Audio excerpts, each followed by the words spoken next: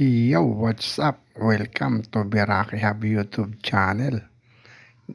Nandito tayo ngayon, naglalakad, Aguy. Alam nyo ba kung saan banda ito? Ito nga pala, yung Terminal 3, Aguy. Heto, at dito tayo sa bandang parking area.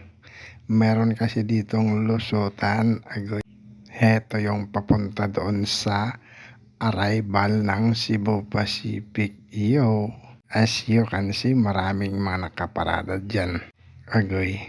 At ayan, nalolusot na tayo dito. Ayan, napapunta na yan doon sa may gate.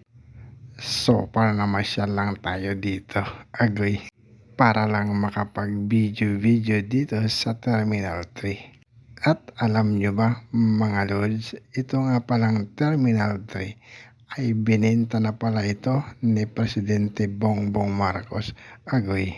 At heto na, malapit na tayo. Nandito na tayo sa pintuan. Ayan, picture muna dyan, video kung ano yung gagawin, Agoy. At ayun, pumasok na nga tayo dito sa kaloob-looban.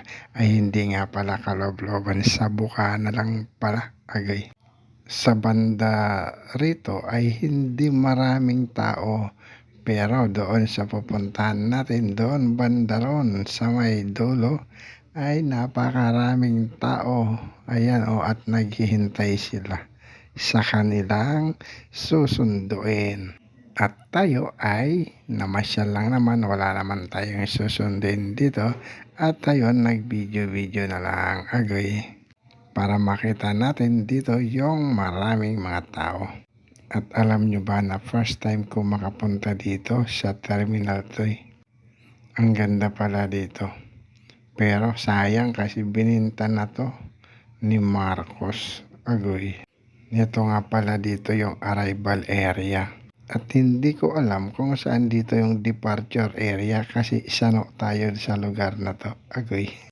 Siya nga pala, maraming salamat sa panonood ng video ko na walang kwenta. Yan, ang ganda pala, mabuhay. Paki-likes nyo naman at paki-subscribe at wala namang bayad yun, Agoy. Panoorin nyo na lang to hanggang dulo kasi maaliw din kayo kasi maraming tao dito kung ano-ano lang mga pinaggagawa. Yung iba dyan naiinip na kasi wala pa yung sinusundo nila. At yung iba naman ay excited kasi makikita na nila yung matagal na nilang hindi nakikita, Agoy. Ganun talaga ang buhay, kagaya ng mga yan, ayan chika-chika, yan, nag-aantay. Kaya palipas oras mo na habang nag-aantay. Tingin-tingin kung mayroong mga kakilala dito, Agoy. But so, para wala tayong kakilala, salamat.